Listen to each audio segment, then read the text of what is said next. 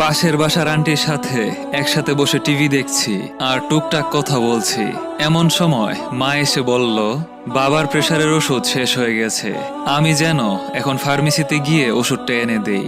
আমি যখন ওষুধ আনতে যাব তখনই আমার ছোট বোন বলল, ভাইয়া ফার্মেসি থেকে আসার সময় আমার জন্য একটা সেনোরা প্যাড নিয়ে আসিস তো। আমার বোনের কথা শুনে পাশের বাসার আন্টি আঁচলে মুখটা ঢেকে বলল, ছি ছি, এত বড় মেয়ে হয়েছে তবুও একটু লজ্জা শরম নেই, নিজের ভাইকে বলে এইসব পচা জিনিস আনতে। আমি আন্টিকে কিছু বলতে যাব তার আগেই আমার বোন আন্টির সামনে বসে হাসতে হাসতে বলল, আচ্ছা আন্টি, আপনার যখন সন্তান হয়েছিল সেই কথাটা আপনি আপনার ভাইকে বলতে লজ্জা পেয়েছিলেন? পাশের বাসার আন্টি অবাক হয়ে বলল, আমার সন্তান হয়েছে সেটা আমার ভাইকে বলতে লজ্জা পাবো কেন? সন্তান হওয়া তো আনন্দের ব্যাপার আন্টি।